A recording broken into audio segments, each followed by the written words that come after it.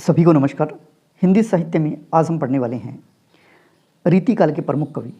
और पहले वीडियो में हमने पढ़ा रीतिकाल के प्रमुख कवि में केशव दास के बारे में, दूसरा बिहारी के बारे में, और आज हम आगे की कड़ी में पढ़ेंगे चिंतामणि के बारे में। चिंतामणि जिनका जन्म 1600 ईस्वी में हुआ और मृत्यु 1680 ईस्वी में। इनका जन्म स्थान है वो टिकमापुर, जो कि कानपुर जिला है, उसमें आता है, वहाँ हुआ था इनका जन्म। इनके पिता का नाम रत्नाकर त्रिपाठी, यानी रतिनाथ कई जगह लिखा हुआ है, रत्नाकर त्रिपाठी है इनके पिता का नाम। आचार्य रामचंद्र शुक्ल कहते हैं कि चिंतामणि रीतिकाल के प्रथम कवि माने जाते हैं। यानी ये जो कथन है, ये आचार्य रामचंद्र शुक्ल का कथन है कि चिंतामणि है वो रीतिकाल के प्रथम कवि है। चिंतामणि त्रिपाठी है, ये 4 भाई थे। नंबर 1 चिंतामणि त्रिपाठी, 2 नंबर मतीराम, तीसरे भूषण और चौथे जटाशंकर। ये चारों भाई थे। और ये बात हमें मिश्र बंधु विनोद जो व्यक्ति हैं, 3 भाई है, इन तीनों की एक रचना है हिंदी नवरत्न। इनमें उल्लेख है इनका कि ये 4 भाई है, चिंतामणि त्रिपाठी, मतीराम, भूषण और जटाशंकर। हिंदी में रीति ग्रंथों की अखंड परंपरा चिंतामणि त्रिपाठी से ही चली है, ऐसा कहने वाले हैं आचार्य रामचंद्र शुक्ल। ये जो चिंतामणि है वे कई राजाओं के आश्रय में रहे थे, जिनमें इनके आश्रयदाता है शाहजी भोसले और दारा सिकोह है। ये इनके आश्रय में रहे थे। इनकी प्रमुख रचनाएं हैं, जिनमें महत्वपूर्ण जो रचना है वो है कवि कुल कल्पतरु। बहुत बार पूछा गया है, कवि कुल कल्पतरु रचना है, ये किनकी है? ये है चिंतामणि की। इसके अंदर काव्य के 10 अंगों का विवेचन किया गया है कवि कुल कल्पतरु में। इसके बाद में इनकी प्रमुख रचनाओं में काव्य विवेक, काव्य प्रकाश, रस विलास, श्रृंगार मंजरी, छंद विचार पिंगल, कवित विचार, रामायण और कृष्ण चरित्र। इस तरह से इनकी जो प्रमुख रचनाएं, हो सकता है कि प्रश्न बनाने वाला ऐसा भी बना दे कि चिंतामणि की निम्न में से कौन सी रचना नहीं है, तो हमें सभी जो रचनाएं हैं उनको याद करना है। कवि कुल कल्पतरु, काव्य विवेक, काव्य प्रकाश, रस विलास, श्रृंगार मंजरी, छंद विचार पिंगल, कवित विचार, रामायण और कृष्ण चरित्र। चिंतामणि त्रिपाठी जी हैं, ये लाल मणि या मणि लाल नाम से भी रचनाएं लिखते थे। ये भी आप नोट करके रखें कि चिंतामणि त्रिपाठी है, कई बार ये रचनाएं लिखते थे, इनमें अपना नाम लाल मणि या मणि लाल भी लिखते थे। चिंतामणि के बाद में रीतिकाल के प्रमुख कवि है भूषण। भूषण का जन्म 1613 ईस्वी में और मृत्यु 1717 ईस्वी में हुई। रीतिकाल के ये राष्ट्र कवि के रूप में जाने जाते हैं, क्योंकि जितने भी कवि आए हैं रीतिकाल में उन्होंने श्रृंगार से संबंधित रचनाएं लिखी है, लेकिन ये एकमात्र ऐसे कवि है रीतिकाल के, इन्होंने वीर रस से परिपूर्ण रचनाएं भी लिखी है, इसलिए इनको रीतिकाल के राष्ट्र कवि के रूप में भी जाना जाता है। रीतिकाल में वीर रस के प्रमुख कवि है ये, और इनका नाम जो भूषण है, ये इनका नाम नहीं है बल्कि ये इनकी उपाधि है। इनका मूल नाम वैसे पता नहीं है, लेकिन आचार्य विश्वनाथ प्रसाद मिश्र कहते हैं इनका मूल नाम घनश्याम है। और जो इनको उपाधि दी गई है भूषण, ये उपाधि चित्रकूट के राजा रुद्रसह सोलंकी द्वारा दी गई। तो कई बार ये प्रश्न पूछा जाता है कि भूषण को जो भूषण की उपाधि है ये किनके द्वारा दी गई? तो ये चित्रकूट के राजा रुद्रसह सोलंकी के द्वारा प्रदान की गई। ये कई राजाओं के आश्रय में रहे थे, जिनमें इनके आश्रयदाता थे छत्रसाल बुंदेला और छत्रपति शिवाजी। इन्होंने कहा भी था कि पन्ना के महाराजा छत्रसाल ने इनकी पालकी को अपना कंधा लगाया था, जिस पर इन्होंने कहा था शिवा को बखानो कि बखानो छत्रसाल को। भूषण ने शिवाजी को एक कविता लिखी और ये कविता शिवाजी को 52 बार सुनाई थी। भूषण ने शिवाजी को एक कविता 52 बार सुनाई थी। उस कविता का जो शीर्षक देखिए, इंद्र जिमी जंब पर, वाडब सुअंब पर, रावण स्तंभ पर रघुकुल राज है। ये कविता भूषण ने शिवाजी को 52 बार सुनाई। इस कविता पर प्रसन्न होकर शिवाजी ने भूषण को 52 लाख रुपए दिए, 52 हाथी दिए और 52 गांव दान में देकर सम्मानित किया। देखिए, भूषण ने एक कविता शिवाजी को 52 बार सुनाई, तो शिवाजी इनसे इतने प्रसन्न हुए कि उनको 52 लाख रुपए भी दिए, 52 हाथी भी दिए और 52 गांव है वो उनको सम्मानित के रूप में या सम्मान के रूप में प्रदान किए। भूषण की प्रमुख रचनाएं जिनमें शिवराज भूषण जो कि 1673 ईस्वी में लिखी गई, यह अलंकार लक्षण ग्रंथ है। इसमें 105 अलंकारों का प्रयोग हुआ है। कई बार ये पूछा जाता है कि शिवराज भूषण, क्योंकि भूषण का नाम भी है और आगे शिवराज भूषण भी लिखा हुआ है, तो आप पहचान जाओगे ये इनकी रचना है। कब लिखी गई याद करना है, 1673 में। और इसमें कितने अलंकारों का विवेचन किया है, महत्वपूर्ण बात है, वह 105 अलंकारों का प्रयोग इसमें हुआ है।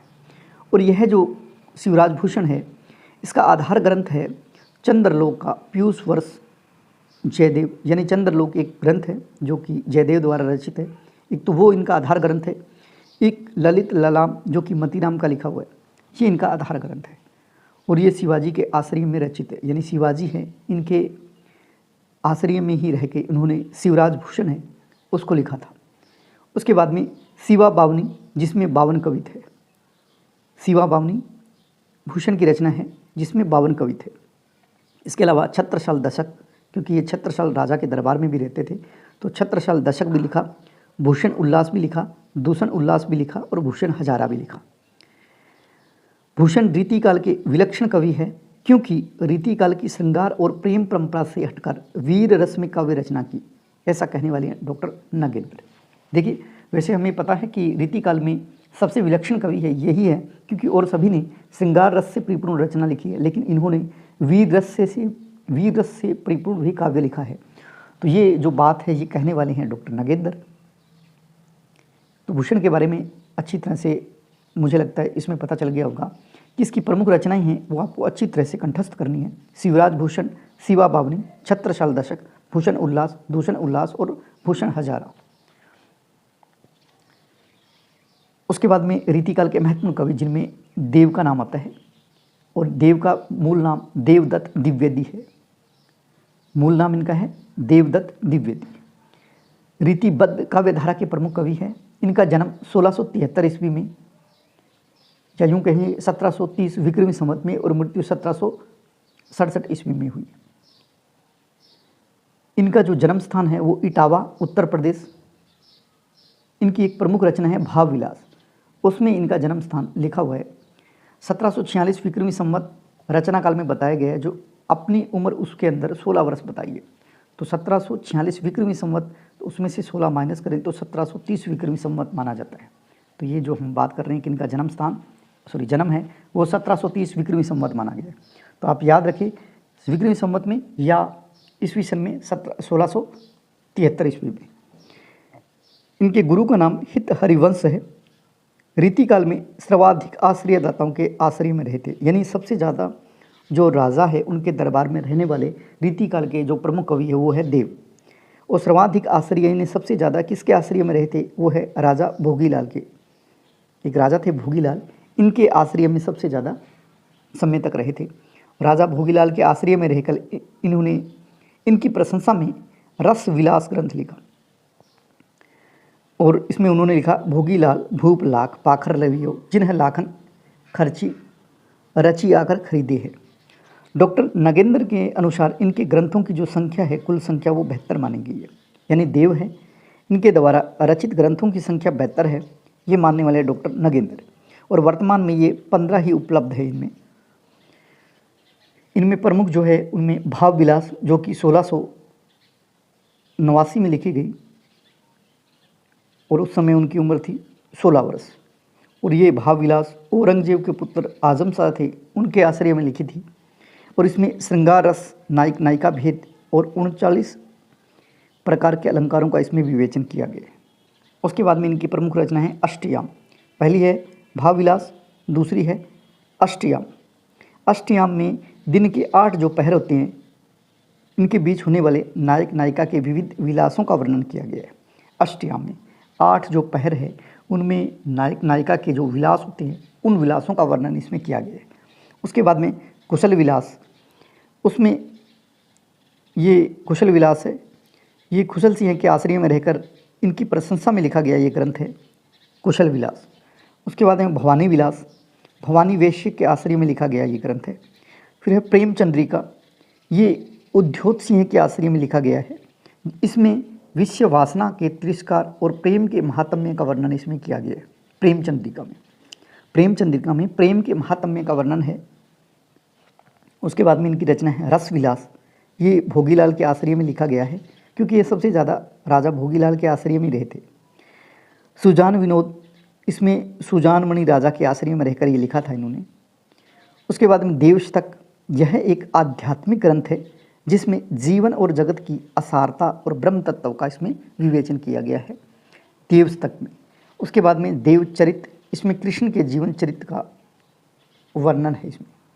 तो देखिए इनकी जो देव की प्रमुख रचना है, जिसमें भाव विलास, अष्टयाम, कुशल विलास, भवानी विलास, प्रेमचंद्रिका, रस विलास, सुजान विनोद, देवशतक और देवचरित, ये इनकी प्रमुख रचनाएं हैं। इसके बाद में शब्द रसायन, इनकी प्रमुख रचना, जिसे काव्य रसायन भी कहा जाता है। इसमें ये काव्य शास्त्रीय ग्रंथ है। इसमें काव्य का स्वरूप, नवरस, नायिका नायक भेद, यानी अलंकार और छंद की विवेचना इसमें की गई है। उसके बाद में इनका प्रमुख जो ग्रंथ है वो है सुख सागर, जिसके अंदर काव्य के विविध अंगों का वर्णन है। उसके बाद देव माया प्रपंच, इसमें संस्कृत के कवि है कृष्ण कवि, उनके नाटक है प्रबोध चंद्रोदय, उसका पद्यानुवाद किया गया है देव माया प्रपंच में। उसके बाद में इनकी प्रमुख जो रचना है वो है राग रत्नाकर, यह संगीत संबंधी ग्रंथ है। राग से हमें पता चल रहा है कि यह संगीत संबंधी है। जाति विलास, इसमें विभिन्न जातियों की स्त्रियों का वर्णन है और नायिका भेद रस विवेचन इस ग्रंथ में किया गया है। प्रेम तरंग, जिसके अंदर नायिका भेद संबंधी ग्रंथ है, वो जो देव की प्रमुख रचनाएं हैं, जिसमें भाव विलास, अष्टयाम, कुशल विलास, भवानी विलास, प्रेमचंद्रिका, रस विलास, सुजान विनोद, देवशतक और देवचरित। इसके बाद में शब्द रसायन यानी काव्य रसायन, सुख सागर, देव माया प्रपंच, राग रत्नाकर, जाति विलास और प्रेमत्र, ये इनकी प्रमुख रचनाएं थी। इसके बाद में विशेष तथ्य देखते हैं देव के बारे में।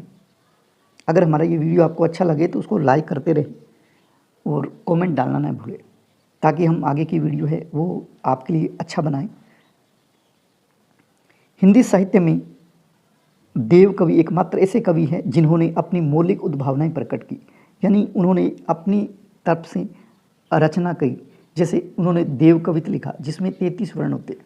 वो 33 वर्ण वाले जो भी कवित बनाए हैं वो देव ने ही बनाए हैं, यानी अपने अपने नाम से खुद किसी नया निर्माण किया है, या यूँ कहें कि मौलिक जो रचनाएं हैं वो दी है, वो है देव।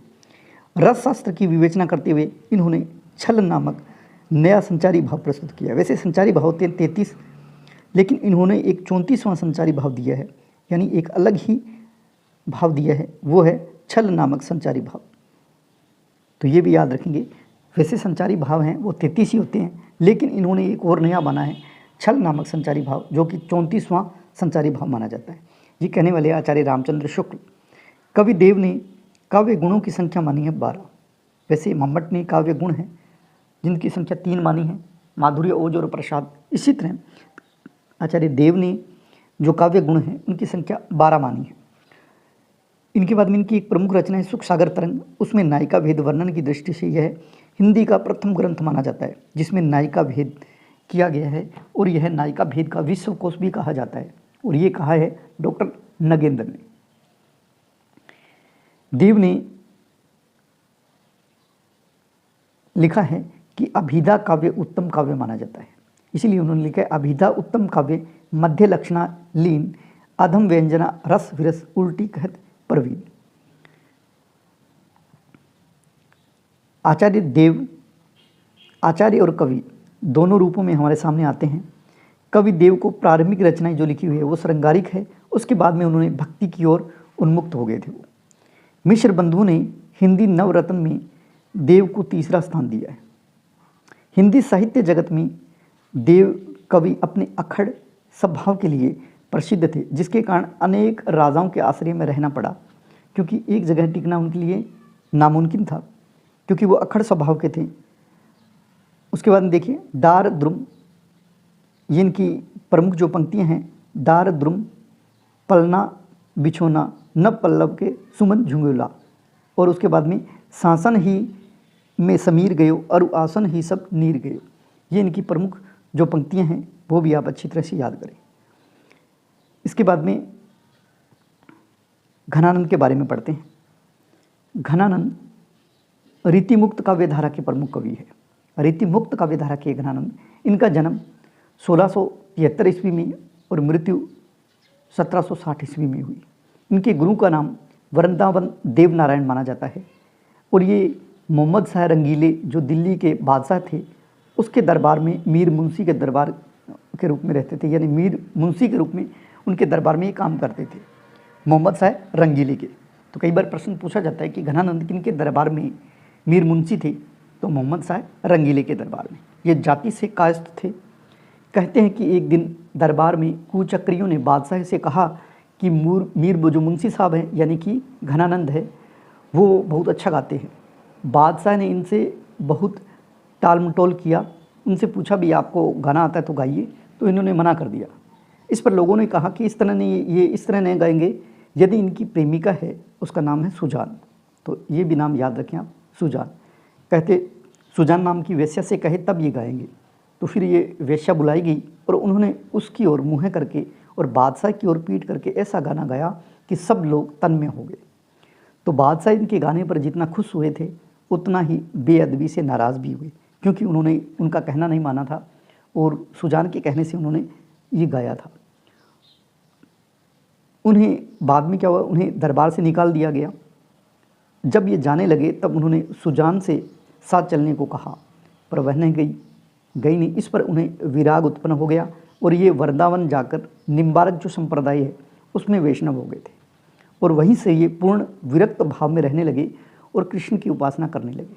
तो देखिए इसमें कई नाम आए कि जो मोहम्मद शाह रंगीले हैं इनके दरबार में रहते थे और किसी ने कहा कि ये गाते बहुत अच्छा है, तब इन्होंने इनके सामने नहीं गाया और जो सुजान है उसके कहने से गाया। तो जो मुंशी क्या जो राजा है उन्होंने इनको दरबार से निकाल दिया और दरबार से जब ये जाने लगे तब उन्होंने एक बार सुजान को कहा था, लेकिन सुजान उनके साथ नहीं गई। उसके बाद में ये वहाँ से चले गए और कहाँ गए, वृंदावन। कई बार ये प्रश्न पूछा जाता है कहाँ चले गए, वृंदावन। और वृंदावन जाकर कौन से संप्रदाय में दीक्षित हो गए थे, वो है निम्बारक संप्रदाय। और किसके उपासक बने, वो कृष्ण की उपासना करने लगे। उसके बाद में जैसे ही नादिर शाह का आक्रमण हुआ तो सिपाहियों ने कहा कि घनानंद को जो यहाँ रहते हैं, घनानंद जो कि मोहम्मद शाह रंगीले के मीर मुंशी है, तो शायद इनके पास धन होगा। तो नादिर शाह के आक्रमण के समय सिपाहियों ने घनानंद को घेर लिया और उनसे जर जर अर्थात धन धन कहला बोल के चिल्लाने लगे कि लाओ धन लाओ। तो घनानंद के पास कुछ नहीं था, तो घनानंद ने इस शब्द को उल्ट कर रज रज कहकर 3 मुट्ठी वृंदावन की जो धूल है वो सिपाहियों पर फेंक दी। देखो रज रज यानी धूल धूल। तो सैनिकों ने क्रोध में आकर इनके हाथ काट दिए। ऐसा जो उल्लेख मिलता है आचार्य रामचंद्र शुक्ल की किताब में भी। इनकी प्रमुख रचनाएं हैं, देखिए सुजान सागर, सुजान नाम की जो वैसे उनसे प्रेम करते थे इसलिए उन्होंने लिखा सुजान सागर।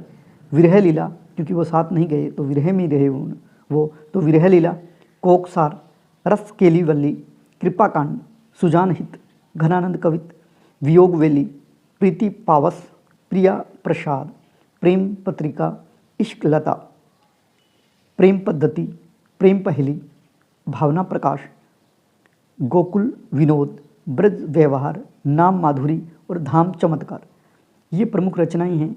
वो घनानंद की प्रमुख महत्वपूर्ण रचना है। इनको आपको कंठस्थ करना है, क्योंकि प्रश्न पूछने वाला ये पूछेगा कि निम्न में से घनानंद की कौन सी जो रचना है वो नहीं है, तो आपको अच्छी तरह से याद करना है। जैसे इश्क लता और एक इश्क नामा आता है। देखिए एक जैसी रचना है इश्क लता और इश्क नामा। अब इश्क लता है ये तो घनानंद की है और इश्क नामा है ये बोधा की है। अब याद करने के लिए मैं बताना चाहूँगा, इश्क लता है, लता यानी कि जो बेल होती है, तो वो कब बढ़ती है, जब घन मतलब बादल जब बरसात करते हैं तो क्या है, ये लता है वो खूब फैलती है। तो इश्क लता है वो घनानंद की है। और इश्क नामा, हम कभी अपने नाम से ज़मीन करते हैं या ज़मीन करवाते हैं तो नाम तभी होती है जब अपने माँ बाप बूढ़े हो जाते हैं। बोधा यानी बूढ़े हो गए, बोधा इश्क नामा। नाम कब करते हैं, जब बूढ़े हो जाते हैं। इश्क नामा बोधा की है और इष्टलता घनानंद की है।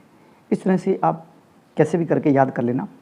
घनानंद ने अपनी प्रेमिका सुजान के नाम को प्रतीक के रूप में आराध्य श्री कृष्ण के लिए प्रयोग किया। देखिए, जब वो वृंदावन चले गए थे, वहाँ उन्होंने निम्बारक संप्रदाय में दीक्षित हो गए, तो उन्होंने सुजान जो नाम है उसी को प्रतीक के रूप में लिया और कृष्ण को, यानी आराध्य जो कृष्ण हैं, इनकी पूजा करने लगे।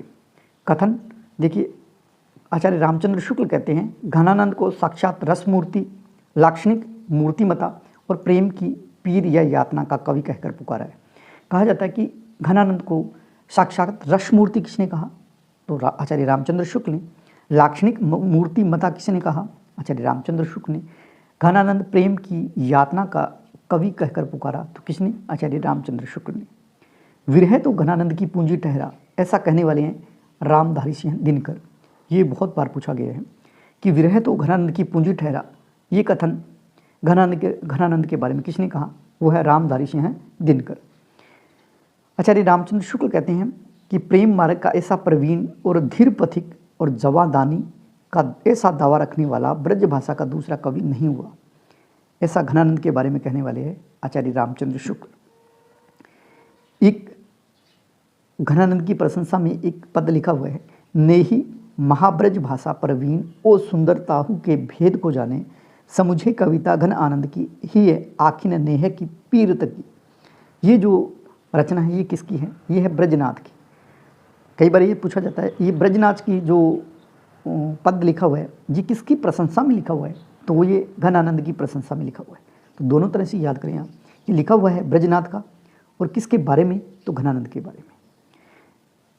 घनानंद के प्रमुख पद कहते हैं कि मरते समय इन्होंने अपने रक्त से, यानी खून से, एक कविता लिखा था और वो ये है कि बहुत दिनान की अवधि आस पास परे, खरे अरब रनी भरे है उठ जान को। ये जो लिखा गया है वो कहते हैं कि जब ये मरे थे उस समय रक्त से ये कविता उन्होंने लिखा था।